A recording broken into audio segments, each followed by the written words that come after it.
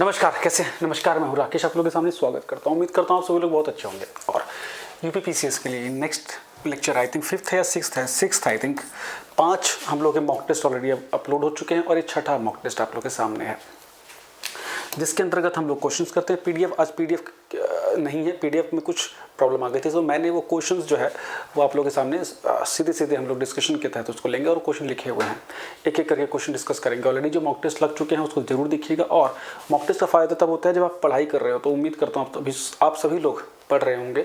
जो बुक्स वगैरह हम लोग डिस्कस करते हैं, कुछ सेट ऑफ इंपॉर्टेंट बुक्स होती हैं जो एक बार खरीद के रख लो, उसे फिर से पढ़ते रहो और साथ साथ में जो कुछ क्वेश्चंस रिवाइज हो जाए वो ज़्यादा चीज़ें अच्छी होती हैं। ये जो हमारी सीरीज़ है ये आपको 12 जून तक निरंतर चलती रहेगी, जिसमें कि ये क्वेश्चंस रहेंगे प्लस आपको करंट अफेयर्स के अलग से लेक्चर भी मिलते रहेंगे। तो चलिए, 1-2 दिन का गैप हो गया था, खैर शुरू करते हैं चीज़ों को फिर से। और छठे लेक्चर का पहला क्वेश्चन आप लोगों के सामने दिख रहा है। पहला क्वेश्चन ये क्या बोल रहा है, भारतीय मानक समय है ना, इंडियन स्टैंडर्ड टाइम जो है उसके कंटेक्स्ट में बात हो रही है। अब देखिए, भारतीय मानक समय के अनुसार यामोत्तर पर, मतलब जो भारत की प्रधान मध्य रेखा है, जहाँ जो बिल्कुल पूरे देश का जो स्टैंडर्ड टाइम डिनोट करती है ना, कितनी है वो 82 डिग्री और 30 मिनट्स है ना, ये है ना, जो कि मिर्जापुर के पास से गुजरती है। वहाँ पे आफ्टरनून हो रखा है, क्या हो रखा है, मध्याह्न हो रखा है, मतलब 12 बजे हुए हैं, 12 PM का समय है। तो ये बोल रहा है कि पूर्वी देशांतर, मतलब पूर्वी देशांतर पे 120 डिग्री जो है ना, देशांतर जो लॉन्गिट्यूड है 120 डिग्री ईस्ट लॉन्गिट्यूड पे कितना समय होना चाहिए। आप लोगों को पता होना चाहिए कि क्या क्या कुछ सिस्टम होता है। जब एक डिग्री लोकेशन जब चेंज होती है देशांतर पे, जिसको लॉन्गिट्यूड बोलते हैं, तो 4 मिनट का गैप आता है। कितने मिनट का? 4 मिनट का।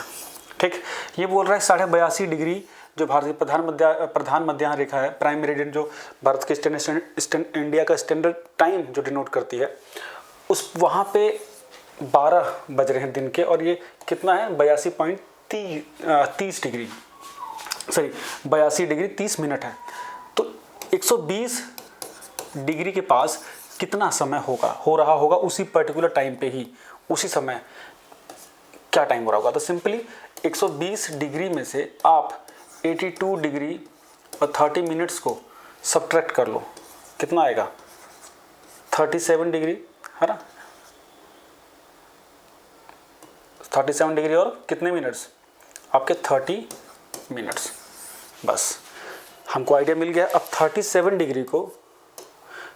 डिग्री और 30 मिनट्स को आप गुणा कर लीजिए 4 से। किसे गुणा कर लीजिए? 4 से। तो 37 को आप पहले 4 से गुणा कीजिए, 7 4 28, 2 4 12 और 148 और 2 मिनट इसमें आप और जोड़ दीजिए है ना, आधे डिग्री के लिए। तो कितना हो गया 150 मिनट। 150 मिनट का डिफरेंस होगा, मतलब 60 का 1 घंटा, 60 का 120 मिनट का 2 घंटा और 30 मिनट और 2.5 घंटे का डिफरेंस होगा एट ए सेम टाइम। मतलब क्या है, जब इंडिया में 12 बजे थे तो 120 डिग्री पूर्वी देशांतर पे उस समय था दिन के 2:30 बजे, मतलब 2.5 घंटे का डिफरेंस था। 2.5 घंटे का डिफरेंस था, 150 मिनट का डिफरेंस। जिन लोगों ने ये टॉपिक पढ़ा होगा ऑलरेडी, इसमें इनको पता होगा कि समय कैसे अंदाज़ा लगाया जाता है। इसीलिए तो इंग्लैंड में समय अलग होता है, भारत में समय अलग होता है। 5.5 घंटे हम आगे चलते हैं। जितना पूर्व की ओर देश होते हैं वो वहाँ सूर्य जल्दी निकलता, समय पहले चलता है, पश्चिम पीछे चलता है।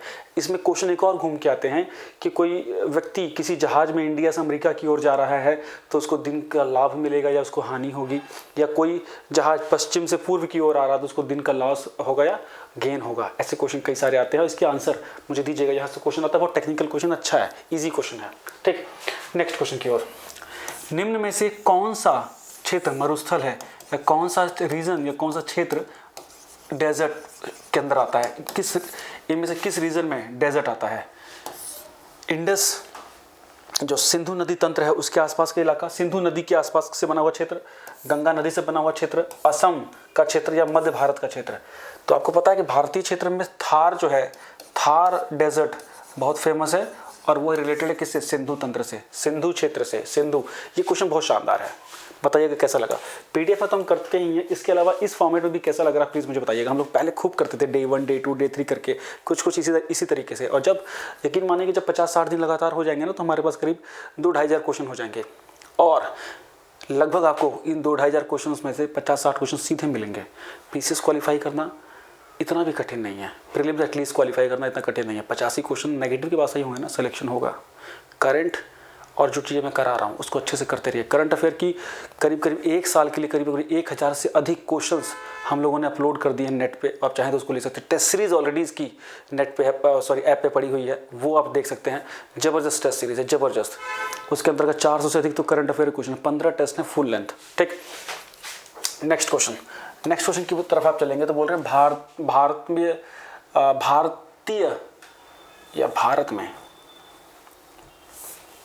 भारत में सबसे जो नवीनतम चट्टान कौन सी है इनमें से? भारत में जो चट्टानें हैं, रॉक्स है, उसमें सबसे मतलब नई, सबसे न्यूएस्ट रॉक कौन सी है? ओल्डेस्ट मतलब जैसे हम आर्कियन की बात करते हैं ना, आर्कियन चट्टानें है ना। आर्कियन के बाद कौन सी आती हैं? धारवाड़ आती हैं। सबसे पहले आर्कियन, फिर धारवाड़ आती हैं, उसके बाद कुडप्पा आती हैं, उसके बाद विंध्यन आती हैं और लास्ट में आती है गोंडवाना, फिफ्थ। तो सबसे नई चट्टानें कौन सी है? गोंडवाना। ये चट्टानें देखिए फेमस है, धारवाड़ चट्टानें फेमस है खनिज के लिए और गोंडवाना फेमस है फॉसिल फ्यूल्स के लिए। फॉसिल फ्यूल्स के लिए, जीवाश्म ईंधनों के लिए। कोयला भरा पड़ा है भाई। पेपर में क्वेश्चन आते हैं, देखो एक क्वेश्चन से हम अनेक क्वेश्चन निकाल रहे हैं। ऐसे करना है आप लोगों को, ट्रेंचेस में क्वेश्चंस करने हैं, एक के बाद एक शाखाओं में क्वेश्चंस को जोड़ने हैं। नेक्स्ट क्वेश्चन, पागलपंथी संप्रदाय किसने शुरू किया था? बहुत ही इंपॉर्टेंट है। पागलपंथी संप्रदाय 19वीं शताब्दी की शुरुआत में इस संप्रदाय शुरू किया गया था। किसके द्वारा? करमशाह के द्वारा। 1000 बार क्वेश्चन पेपर में आया हुआ है, करमशाह, इतना ही रटना है। मिक्सअप करके क्वेश्चन हम लोग दे रहे हैं, मजा आएगा आप लोग को। एंशिएंट का क्वेश्चन है। नेक्स्ट क्वेश्चन, छोटा नागपुर के क्षेत्र में कोल विद्रोह बहुत फेमस है। 1831 के आसपास हुआ था ना। देखिए जब भी जनजातीय विद्रोह होता है ना बच्चे, तो उसका एरिया भी आपको पता होगा, ट्राइबल इलाका है। छोटा नागपुर का क्षेत्र कौन सा है? वर्तमान समय का थोड़ा सा छत्तीसगढ़, थोड़ा सा उड़ीसा, थोड़ा सा झारखंड, थोड़ा सा बंगाल का इलाका, ये सब मिलकर छोटा नागपुर का क्षेत्र बनता है। और पूरा भारत में खनिजों के लिए भरा हुआ है ये, है ना। और यहाँ इसीलिए यहाँ के लैंड भी इंपॉर्टेंट होते हैं।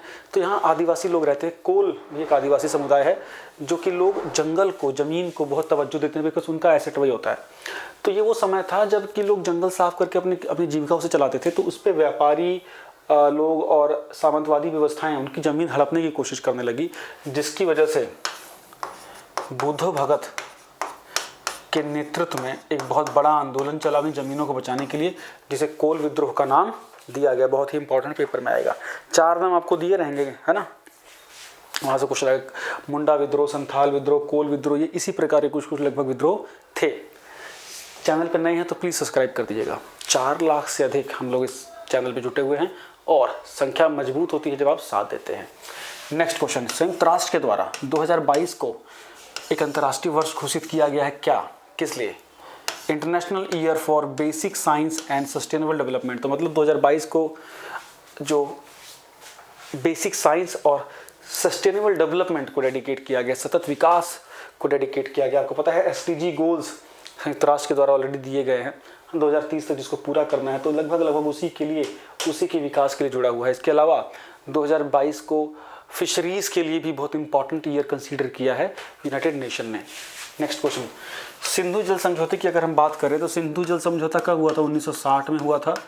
वर्ल्ड बैंक के सहयोग से भारत और पाकिस्तान के बीच में सिंधु वाटर को लेके समझौता हुआ था। बिकॉज ये जो सिंधु में नदियाँ जो मिलती हैं और जो वाटर फ्लो बनता है ना, उसमें से बहुत सारी नदियाँ भारत से ओरिजिनेट से होती हुई बहती हैं। तो उसका जल में दोनों का रोल था, दोनों की हिस्सेदारी थी। तो इसके अंतर्गत क्वेश्चन पूछा हुआ कि सिंधु जल समझौता जो हुआ था उसमें सिंधु में कि कौन सी 3 नदियाँ गिरती हैं और कौन सी एक नदी में से नहीं गिरती है? ऑप्शन है चिनाब, रावी, ब्यास, सतलुज। तो चिनाब को अगर छोड़ दें तो बाकी तीनों नदियाँ इंडस वैली गिरती तो सब है, लेकिन सिंधु जल समझौते के अंतर्गत 3 नदियों के जल का समझौता हुआ था। तो उसमें रावी, व्यास और सतलुज ये इसमें मिक्स है। चिनाब नदी के जल का इस पे विषय नहीं है। ठीक, तो रावी, व्यास और सतलुज सिंधु जल समझौते के अंतर्गत 3 नदियों के जल के बंटवारे की बात की गई है। ठीक, नेक्स्ट क्वेश्चन। अब देखो मैच द कॉलम है, ये मैच द कॉलम है। एक तरफ लिटरेसी रेट दिया हुआ है और एक तरफ उसका परसेंटेज। है ना। अब ये मैच करना है कि कौन सा परसेंटेज किसके साथ उपयुक्त है। भारत की कुल लिटरेसी है ना वो कितने परसेंट है, लगभग 67.7 के आसपास। जो मेल लिटरेसी रेट है, पुरुष साक्षरता दर है वो लगभग 77 है, स्त्री साक्षरता दर लगभग 57.2 है। देखो बिल्कुल 20% के आसपास का लगभग अंतर है, 19 पॉइंट कुछ का, तो इसको ध्यान देना है। ठीक, ग्रामीण हमारी जो रूरल लिटरेसी वो 65.5 है, ये आंकड़े याद रखिएगा। ओवरऑल 67% के आसपास, पुरुष की 77 के आसपास, महिला की 57 के आसपास, रूरल 65.5 के आसपास। डन। नेक्स्ट क्वेश्चन, किस आर्टिकल के तहत राष्ट्रपति पर महाभियोग लगाया जाता है? महाभियोग बताइए, 60, 61, 62, 63, किससे? आर्टिकल 61 महाभियोग का क्या प्रोसेस है मुझे ग्रुप में बताइएगा। इम्पीचमेंट एक महाभियोग जो कि राष्ट्रपति को उसे पद से हटाया जाएगा। राष्ट्रपति पर अगर कदाचार के आरोप लगे या पद की गरिमा नहीं रख रहे तो उसके ऊपर संसद में प्रस्ताव लाया जा सकता है। ठीक है, राज्यसभा या लोकसभा कहीं भी लाया जा सकता है। वाइस प्रेसिडेंट के केस में राज्यसभा में लाया जाता है, प्रेसिडेंट के केस में राज्यसभा लोकसभा में लाया जा सकता है 14 दिन की पूर्व सूचना पे। और जिस हाउस में लाया गया उसमें 25% लोग है ना अगर उसके फेवर में होते हैं है ना तो सीधे वो टेबल हो जाता है एटलीस्ट, और उसके बाद फिर प्रोसीजर स्टार्ट होते हैं, फिर स्पेशल मेजोरिटी से दोनों हाउसेज में पास होगा और तब जाके इम्पीचमेंट का प्रोसेस कंप्लीट माना जाएगा। ठीक, और जिस दिन इम्पीचमेंट हो जाता है उसी दिन से वो राष्ट्रपति को पद खाली करना पड़ता है। तो आर्टिकल 61 इससे रिलेटेड है। Next question, match the column है, इधर खनिज हैं और इधर आपके क्षेत्र हैं। बताइएगा, ये प्योर यूपी स्पेशल का क्वेश्चन है। बेस मेटल, तांबा, इमारती पत्थर और ग्रेफाइट, कौन से इलाके में क्या क्या चीज़ें आपको मिलती हैं? ये क्वेश्चन मैं छोड़ रहा हूँ आपके लिए। इस क्वेश्चन में आप अपना देखिए, ये मैं आपको यूपी स्पेशल करीब 400 क्वेश्चन कराऊंगा 1 से 2 लेक्चर में, वो पूरी पीडीएफ है, उससे बाहर लगभग यूपी स्पेशल नहीं आएगा। इस क्वेश्चन को प्लीज़ आप ट्राई करिए, है ना। और कमेंट में मुझे आंसर दीजिए आप इनके आगे कर करके। नेक्स्ट क्वेश्चन, दास प्रथा का खात्मा किस गवर्नर जनरल के काल में हुआ था? बहुत ही इंपॉर्टेंट क्वेश्चन है। जब देखिए बहुत सारे सुधार तो विलियम बेंटिक के काल में हुए थे। ये दास प्रथा वाला एग्जैक्टली अगर देखें तो लॉर्ड एलन बैरो के काल में हुआ था। ठीक है, तो याद रखिएगा प्लीज, बहुत ही इंपॉर्टेंट है। नेक्स्ट क्वेश्चन, हाल ही में नीति आयोग, आपको पता है नीति आयोग कई सारे इंडेक्सेस निकालते हैं। नीति आयोग जो कि प्लानिंग कमीशन की जगह 2015 में बना, उसके द्वारा भी हाल ही में हेल्थ इंडेक्स जारी हुआ दिसंबर 2021 में, है ना। उसमें किस राज्य ने टॉप किया? आंसर होगा केरला। केरल ने स्वास्थ्य सूचकांक में, नीति आयोग द्वारा जारी स्वास्थ्य सूचकांक में सर्वोच्च स्थान हासिल किया है 19-20 के स्वास्थ्य सूचकांक में, डन, जो कि भी दिसंबर 2021 में लॉन्च आया था। नेक्स्ट, प्रधानमंत्री नरेंद्र मोदी ने मार्च के महीने में राष्ट्रीय रक्षा यूनिवर्सिटी, नेशनल इंटरेस्ट की एक यूनिवर्सिटी है, राष्ट्रीय रक्षा यूनिवर्सिटी, नेशनल डिफेंस यूनिवर्सिटी, इसका उद्घाटन, इसका शिलान्यास ने उद्घाटन किया है इसको। और कहाँ खुली गई है? गांधीनगर में। कहाँ पे? गांधीनगर, गुजरात। इंपॉर्टेंट क्वेश्चन है ये। ठीक है, ये किताब है role of labour in India's development, Bharat के विकास में श्रमिकों का महत्व। ये किताब किसने लिखी? कैबिनेट मंत्री हैं भूपेंद्र यादव, श्री भूपेंद्र यादव जी। पेपर इंपॉर्टेंट, ये क्वेश्चन इंपॉर्टेंट है, ये क्वेश्चन इंपॉर्टेंट है भाई, बहुत इंपॉर्टेंट है। जेंडर संवाद के नाम से एक इनिशिएटिव शुरू किया गया, किसके द्वारा? दीनदयाल अंत्योदय योजना। दीनदयाल अंत्योदय योजना जो कि नेशनल रूरल लाइवलीहुड मिशन, जो राष्ट्रीय ग्रामीण आजीविका मिशन है, उसको दीनदयाल उपाध्याय के नाम पर रखा गया है, दीनदयाल उपाध्याय अंत्योदय योजना, है ना। इस प्रोग्राम के अंतर्गत जेंडर संवाद, जेंडर सेंसिटाइजेशन के लिए जो शुरू किया गया है कि मेल फीमेल में किस प्रकार से सैनिटेशन हो, उनमें एक रूपता है ना, उनके अंदर जो जेंडर को लेके जो एक प्रकार से विवाद है या छोटे बड़े की जो कहानी है उसको खत्म हो जाए, किस प्रकार से कितने लोग जेंडर सेंसिटाइज हो जाए। ठीक, तो ये शुरू किया गया है भारत सरकार के द्वारा। इसकी थीम क्या है? Promotion of food and nutrition security through women's collectiveness, मतलब वुमेन एम्पावरमेंट से जुड़ा हुआ इसको माना जा सकता है। ठीक, जेंडर संवाद। बहुत भेदभाव होता है ना मेन और वुमेन में, महिला में, पुरुष में, लड़के में, लड़की में, है ना। एक ही परिवार में लड़के को अलग वैल्यू मिलती है, लड़की को अलग मिलती है, उसकी पढ़ाई से लेके और उसके आगे के जीवन तक में, दोनों में, दो हिस्सों में उसको बांट के रखा जाता है। बस, तो आज थे क्वेश्चन ये वाले, कैसे लगे प्लीज़ मुझे बताइएगा। शानदार क्वेश्चन है, पीडीएफ आपको मिलेगी टेलीग्राम ग्रुप में। टेलीग्राम ग्रुप में नहीं जुड़े तो जुड़ जाइएगा, ठीक है। चलिए मिलते हैं नेक्स्ट क्लास में। और सीडीपी के जो लेक्चर आ रहे हैं प्लीज़ उसको भी देखिए, ज़बरदस्त सीडीपी के लेक्चर है और मैम शानदार कोशिश कर रही है। कोशिश करके समय निकाल के जो लिमिटेड लेक्चर्स आ रहे हैं उसको जरूर देखिएगा। Thank you so much, bye bye.